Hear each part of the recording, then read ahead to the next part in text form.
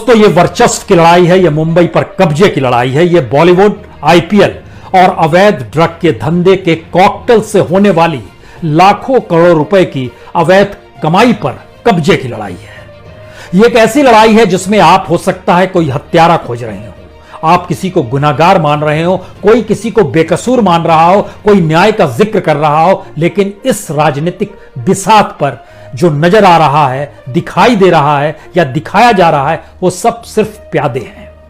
खेल असल में इस वक्त उस पूंजी पर कब्जे का है क्योंकि मौजूदा वक्त में इस देश की इकोनॉमी बीते 4-5 बरस से जिस तरह से लड़खड़ाई है, इंडस्ट्री खड़ी नहीं हो पाई, रोजगार बाजार में है नहीं, कॉरपोरेट धीरे धीरे धराशायी होने लगे, इन्वेस्टमेंट धीरे धीरे रुक गया और एक ऐसी कमाई इन सब के बावजूद बॉलीवुड की होती रही, आईपीएल की होती रही, ड्रग बाजार की होती रही और पॉलिटिशियंस की भी अपनी कीमत लगातार बढ़ती चली गई।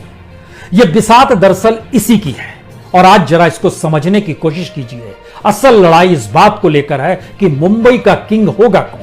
और जब इस बात का जिक्र कर रहे हैं तो आज इस बात को समझिए कि जो बॉलीवुड यानी फिल्म इंडस्ट्री है, हमको लगता है एक लकीर खींचनी चाहिए 2014 पर, क्योंकि भारत की राजनीति में 2014 इसलिए एक सबसे मोटी लकीर है क्योंकि इसने मुंबई को लेकर, महाराष्ट्र को लेकर, वहां की शिवसेना को लेकर, शरद पवार को लेकर, गुजराती मराठियों की लड़ाई को लेकर और शायद व्यापार जगत में गुजरातियों के कब्जे और महाराष्ट्र में क्षेत्रीय राजनीति करने वाली पॉलिटिकल पार्टी के वसूली पर भी सीधे हमला किया है।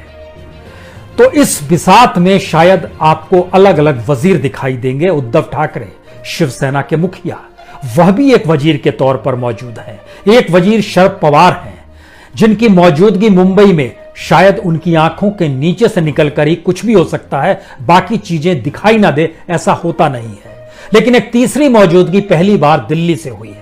कह सकते हैं 2014 का जिक्र तो फिर नरेंद्र मोदी गुजरात से निकलकर दिल्ली पहुंचे, अमित शाह गुजरात से निकलकर दिल्ली तक पहुंचे और यह लड़ाई शायद गुजराती उद्योगपति, कॉरपोरेट व्यापारियों के साथ खड़े होकर महाराष्ट्र की राजनीति को चुनौती देना भी है, डिगाना भी है, या ये कहें कि जो कॉकस चलता है इस पूरी कमाई पर, उस पर किस तरीके से कब्जा किया जाए और शिवसेना को दरकिनार किया जाए, ये लड़ाई इस बात को लेकर भी है।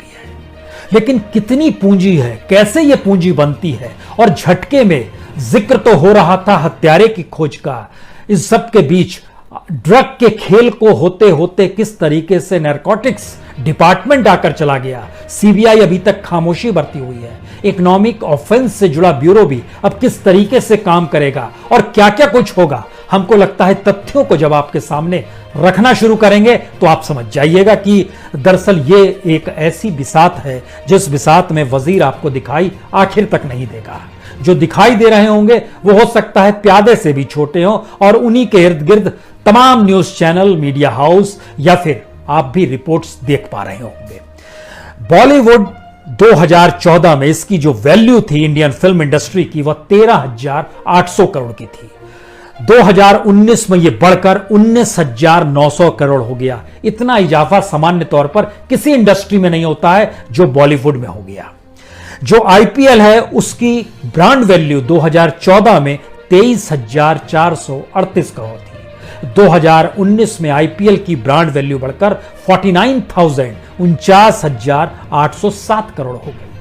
ड्रग का बाजार जो मुंबई के भीतर में जो नारकोटिक्स डिपार्टमेंट अपने तौर पर आकलन करते रहा, 2014 में वो 35,000 करोड़ का बताया जाता था, जबकि उससे कई गुना ज्यादा रहा होगा। लेकिन जो बताया गया वो जिक्र है 35,000 करोड़ का और 2019 तक ये बढ़ते बढ़ते 90,000 करोड़ हो गया।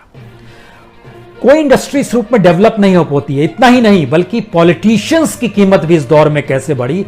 महाराष्ट्र में विधानसभा चुनाव जब 2014 में हुए थे तो 288 विधायक जो चुने गए थे, उनके पास कुल संपत्ति जो थी उस वक्त वो 3,110 करोड़ की थी।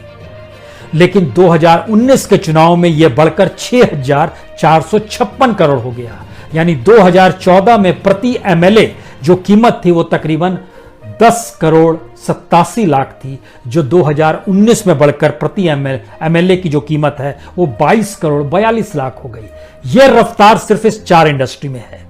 राजनीति को इतना पैसा चाहिए और राजनीति से इतना पैसा निकलता है। यह फडणवीस काल के दौर में जब इन्वेस्टमेंट आ रहा था, एमयू पर साइन हो रहे थे, और फिर जब सत्ता डगमगाने लगी तो एमयू कैसे खारिज होने लगे और उसके बाद नौकरियां नहीं मिली, लोग कितनी बड़ी तादाद में बेरोजगार वहां पर हुए, और यह सब कुछ लॉकडाउन से पहले की स्थिति है।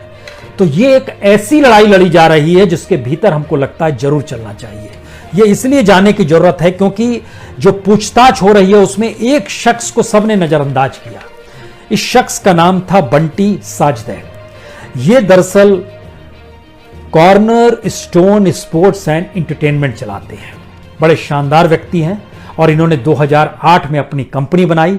उससे पहले ये काम किया करते थे, कह सकते हैं कि जीएस वर्ल्ड वाइड एंटरटेनमेंट में, जो कि सोहेल खान की कंपनी थी, उसमें काम किया करते थे। उसके बाद ये फिर युवराज सिंह के साथ भी जुड़े, उसमें भी काम किया करते थे। लेकिन अभी ये कॉर्नर स्टोन स्पोर्ट्स एंटरटेनमेंट चलाते हैं, एक लिहाज से बॉलीवुड, एक लिहाज से आईपीएल। इन सब की हिस्सेदारी में इनका रहता है, क्योंकि ये इवेंट मैनेजमेंट भी करते हैं, किसी के ब्रांड वैल्यू भी बढ़ाते हैं। हम कह सकते हैं कि जो भारतीय क्रिकेट टीम के कैप्टन हैं, उनकी भी, विराट कोहली की भी ब्रांड वैल्यू को इन्होंने 2009 के बाद से समझौता किया और डेवलप करना शुरू किया। 5 बड़े खिलाड़ी इनके साथ जुड़े रहे, उसमें अजिंक्य रहाणे, रोहित शर्मा, मुरली विजय, उमेश यादव और विराट कोहली तो है ही। इमेज बनाना, ब्रांड बनाना, इंडोर्समेंट करना, चीजों को लेकर आना, ये सारी चीजें। और ये भी बता दें कि इनकी कजन्स का विवाह जो है, एक सोहेल खान से हुआ है, दूसरा रोहित शर्मा से हुआ है। तो इनकी पहुंच पकड़ बहुत है। लेकिन सवाल था कि इनसे पूछताछ के लिए क्यों इनसे पूछताछ की गई, ईडी ने इन्हें क्यों बुलाया, सीबीआई ने क्यों कुछ सवाल दागे, या इन सब के बीच में जो नैरकोटिक्स है वो क्या सवाल कर रहे थे इनसे। यह एक नेक्सस का ग्राउंड जीरो है जो आने वाले वक्त में इस देश के फिल्म इंडस्ट्री से जुड़े बड़े बड़े लोगों को भी इस दायरे में लेकर आएगा।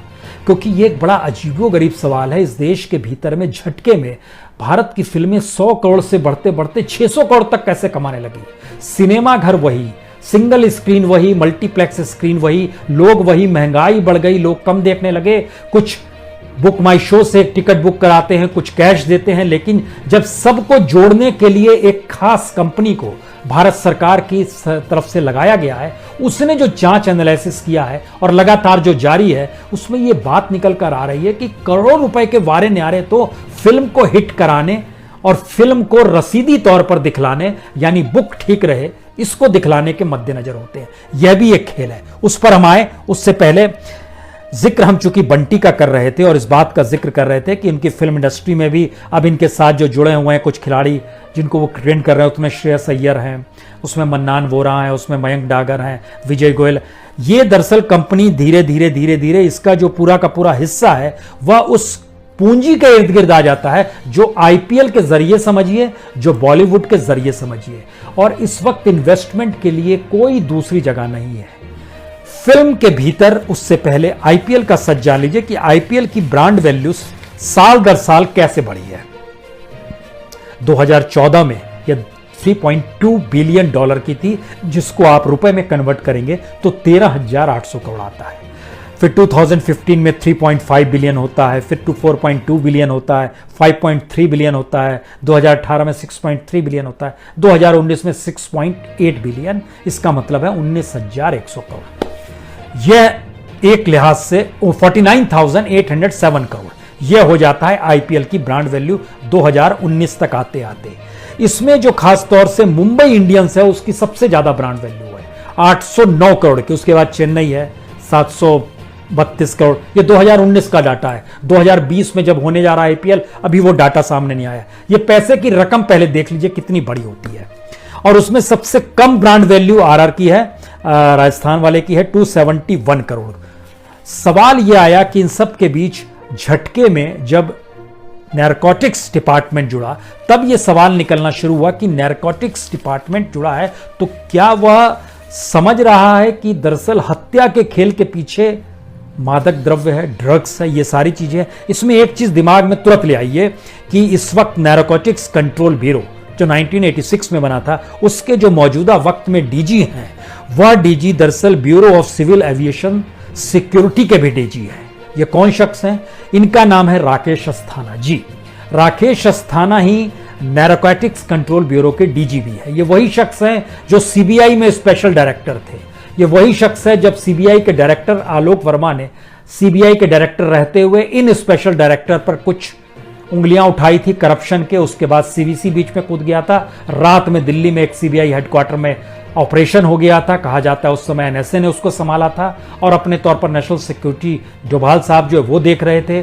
सीवीसी जो संभाले हुए थे उन्होंने चीजें कैसे रफा दफा की, फिर क्लीन चिट दिया गया और क्लीन चिट देने के बाद राकेश अस्थाना दोबारा डिप्यूट हुए तो bureau of civil aviation security में गए और उसके साथ उनको एक्स्ट्रा पद जो दिया गया वो नैरोकॉटिक्स कंट्रोल ब्यूरो का भी दिया गया।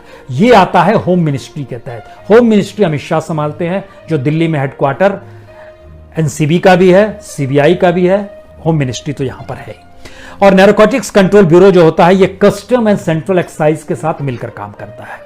ये स्टेट पुलिस डिपार्टमेंट को भी साथ में रखता है, ये सीबीआई को भी साथ में रखता है, ये सीईआईबी यानी सेंट्रल इकोनॉमिक इंटेलिजेंस ब्यूरो को भी साथ लेकर चलता है। तो